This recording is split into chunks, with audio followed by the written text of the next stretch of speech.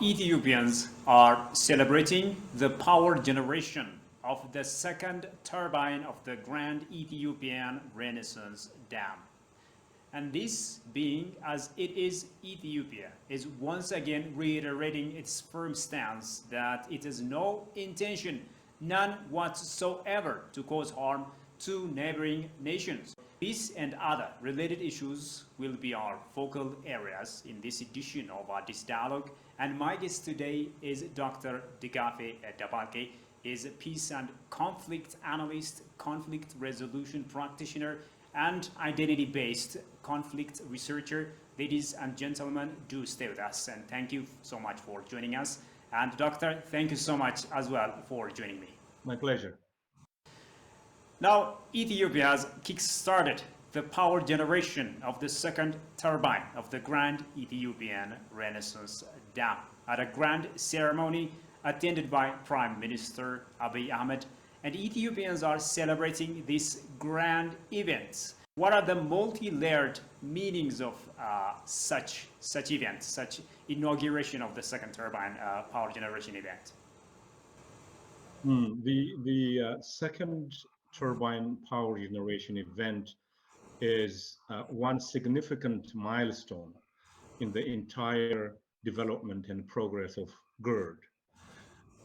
It amplifies the commitment and dedication of this generation, the Ethiopian generation, that has committed itself transforming the country into a powerhouse in many ways.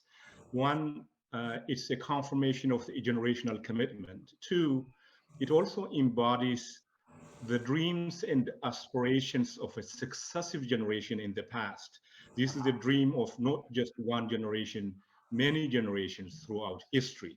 So as we move forward and as we see practical leaps in terms of the power generation process, it's also a stamp, if you will, in the history of Ethiopia that has many generations attempted to do this, but the time has come now that the country is moving forward with its ambition and with its commitment to lifting the population from poverty, from darkness, from many economic and political challenges. I think this is a very uh, important milestone, not just for power generation, but for the country as whole, moving forward into new territory of development, new territory of envisioning a better future for the country. Yeah, milestone indeed. As you know, this development project is the contribution of each and every Ethiopian from all walks of life across the nation and beyond. As you know, without resort to support to any country or any individual for that matter. So, as such, how can it beef up the morale and confidence of Ethiopians in order to, come up with something huge like the Grand Ethiopian Renaissance Dam and accomplish such huge task? Mm. I think the source or the funding which came from a shoe shining boys to business people, teachers, farmers, factory workers, students, if you will, from all sectors of the society. As I said earlier, it shows once a society is committed to lifting itself up, once a society is committed to working together, there is nothing stands on the way, and the society and a nation can achieve anything. At the same time, um, it is also a challenge to economic and financial hegemony of different nations and institutions at the international level that, for many reasons, one of it being strategic reasons, refused to touch such a mega project and to fund it. If you recall through Ethiopian history, Emperor Haile Selassie, for example, mentioned clearly that during our time, we are not able to fund or to build this dam, but it's my hope and my dream, he said, Emperor Haile Selassie, that Right. the future generations will do this. So as he predicted and as he forecasted, this generation is doing it. It's not. I think we shouldn't minimize the impact of the Ethiopian people in building this dam. Right. Um, it's a massive project. Usually, these kind of projects are funded by international organizations, other richer nations. But for Ethiopians to take it upon them and commit themselves and raise this huge amount of fund to build close to $4 billion is an incredibly important step. One, it brought the nation together as a country from all walks of life, from all ethnicity, from all religion, from all um, economic income and financial income. So it's a very, very important step. The second important point is this: countries in the global south, in the Right. developing countries, this will set a precedent that we can do this kind of attitude instead of depending on external forces funding these kind of initiatives. People can dig into their own pocket, pull it together, and they can achieve a monumental development project as this one is. So, as much as we think that it is the work of the Ethiopian public, both the construction, the funding, and many of the aspects of the Grand Ethiopian Renaissance Dam, it's also a call to the global south saying that, yes, we can do this. Yes, if we come together, we can achieve this kind of message being communicated through the Grand Ethiopian Renaissance Dam. Exactly. It will also create this stronger link among Ethiopians. As you know, there are diverse issues in Ethiopia, but now that this huge event has happened, I think it will definitely, reinforce the ties among Ethiopians, right? I think all nations um, require, throughout their history, whether it's economic togetherness, whether it's political, whether it's war, each event brings people together closer, each major event. And Exactly. in terms of the Grand Ethiopian Renaissance Dam, it's part of building the new identity of Ethiopia. Although the historical identities built in the past bring people in many ways, this is a new layer on the Ethiopian identity and Ethiopia as a nation. So one, it brings people together. Two, Ethiopia asserts its place in the region, in the African continent, and in the world. So Ethiopians are beneficiaries, not just electricity and light and power, it's also a strategic position of their country, a strategic positioning of Ethiopia within the Horn of Africa, within the African continent, and largely within the world. So as we see this um, unipolar world is changing into multipolar world, the power structures at global level are changing.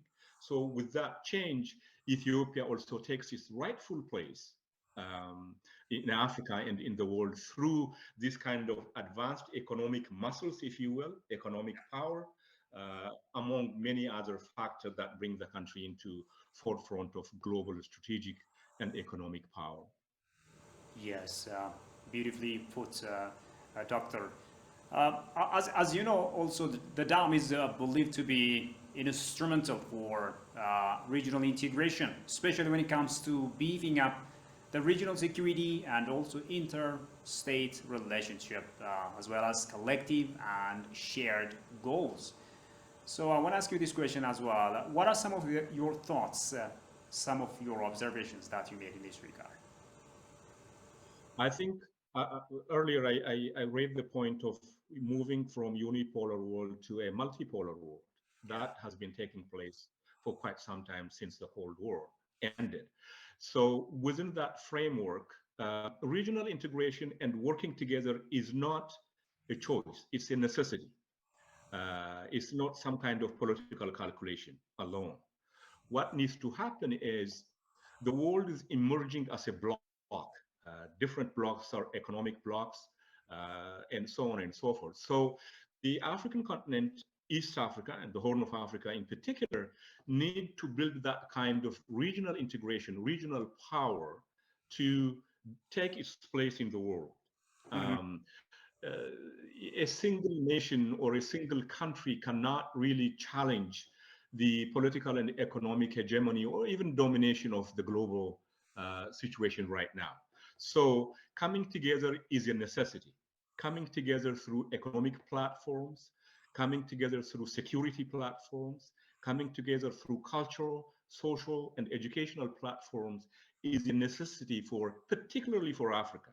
Right. Africa have been left out, not for the lack of resources, but the way the global economic order, the way the global military and political order is organized is in a different way that does not benefit in the African continent, largely the developing world.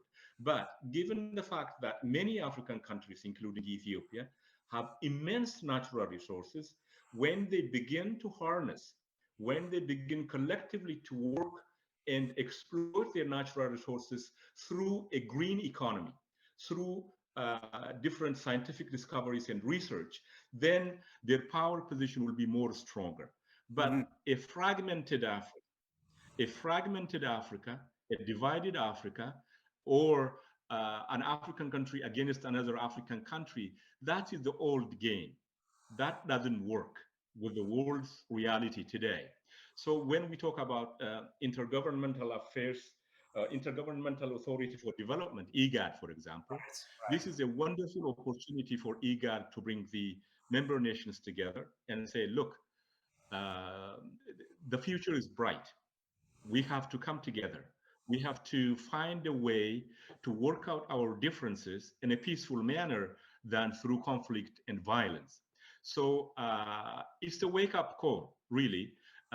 It's a wake-up call in many ways that the natural resources of Africa, whether it's the Democratic Republic of the Congo or Ethiopia or Kenya or Uganda or even South Africa, shouldn't be a curse. It should be a blessing. It shouldn't be a liability. It should be an asset.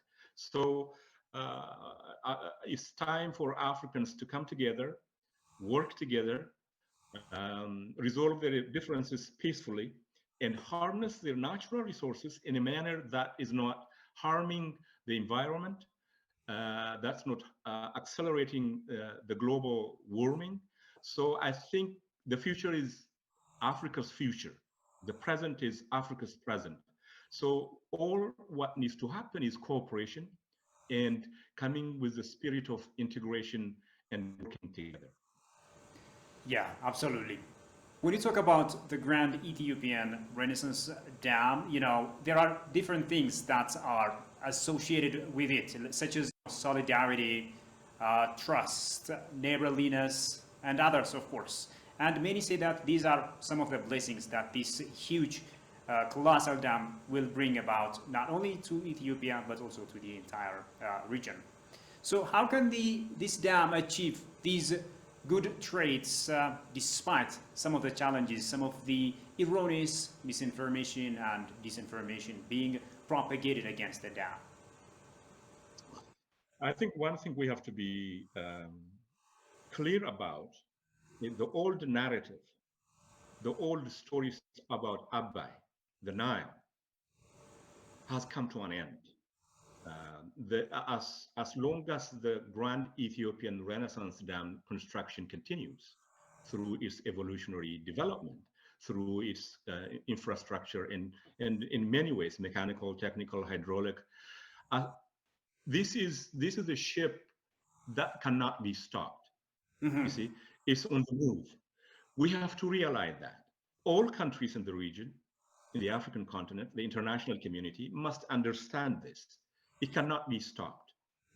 The whole idea of um, old stories, old narratives, that if the Abai or on Abai or the Nile River, as the Western world calls it, being dammed by Ethiopia, it will harm um, other countries. This is a false narrative. This is a false statement. Um, so it's time for accepting what is already a tangible, a concrete issue. This is not some aspirational dream. The GERD is here. It's here to stay. So we should encourage dialogue, conversation, rather than threats, bravado, and other kind of really not practical approaches to the issue.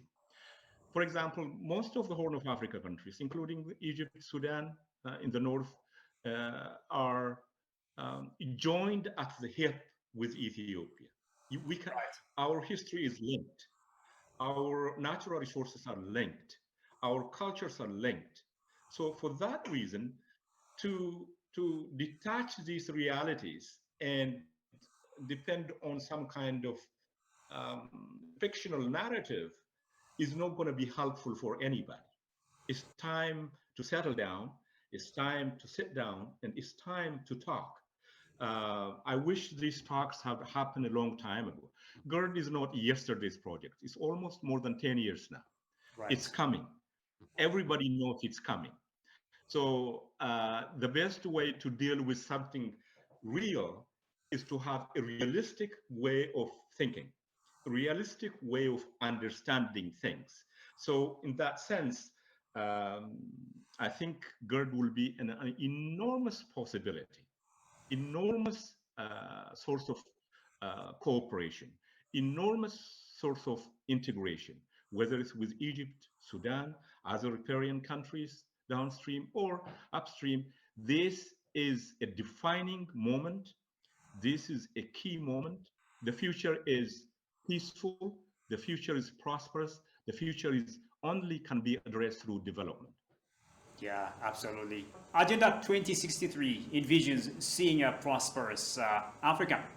So, what are some of the ways that you see this grand Ethiopian Renaissance Dam can add to this noble vision? I think one of the key aspects is uh,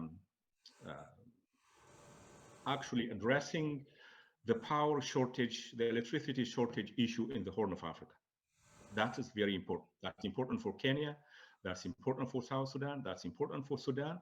And that's important for Djibouti, Ethiopia as well. So when we talk about power and electricity, we are talking about building small scale and big scale industries. Right. We're talking about accelerating research. We are talking about providing universities and research centers with well needed energy and power to do their research and to craft out Africa's future. So when we talk about 2063 being envisioning development and success in transformation of Africa, the issue of power sits at the center. The Mhm. issue of electricity sits at the center. So um, unfortunately, Africa's journey to harnessing its sources has been very slow for many reasons, through external and internal challenges.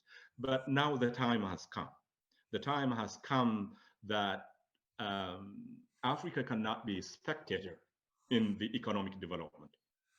Africa doesn't just only export natural resources and other nations and other people benefit from it. Africa must harness its own natural resources, must harness its water resources, and use it for improvement of life, lifting people from poverty. I think that will change the political, military, social, economic dynamics that, for Right. example, some nations might even try to blackmail African nations through economic assistance. That will help Africa to stand on its feet and negotiate political, economic, military issues as equal partner, not as a country or as a continent on the receiving end. You Mhm. know, so these kind of mega projects, these kind of big initiatives will transform many things within the African continent and at the global scale. Yeah, yeah, yeah. Let me ask you this question finally before we wrap up our discussion. How should the region, the East African region, cooperate with this common objective of finding lasting solutions to the diverse issues, popping up here and there in this volatile region? I think historically, one of the obstacles of the development in Africa and cooperation between African countries is one African country, for example, supporting a rebel group against another African country. This has to stop. This doesn't benefit Africans.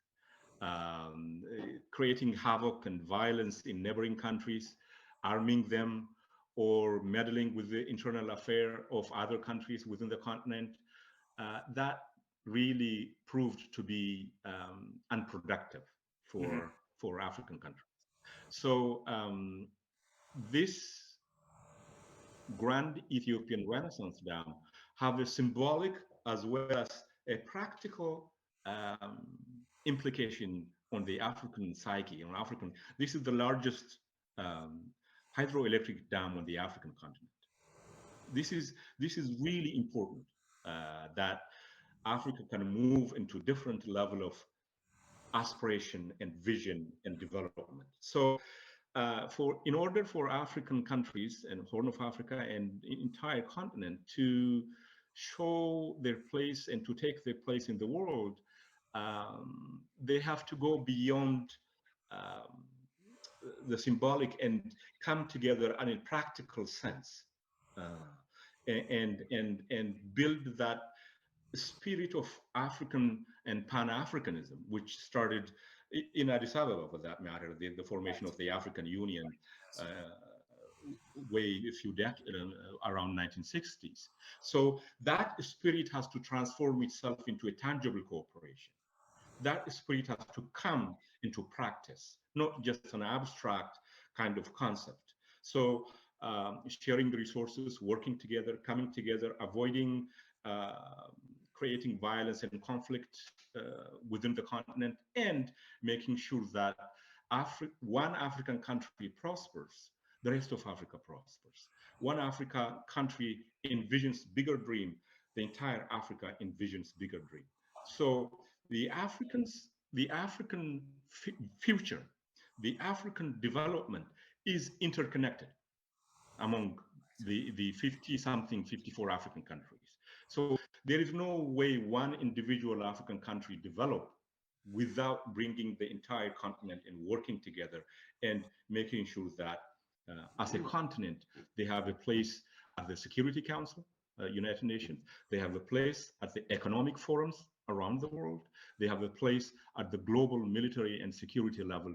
In that sense, Africa can become really a reflection of its potential, and the future generation have that responsibility, making sure that happens. Absolutely. I wish we could continue, but time is here a constraint. Thank you so much for your wonderful ideas, Dr. Digafie Debalke. My pleasure. Thank you. Well, dear viewers, with that, we come to the end of today's program. Thank you as well for having been with us.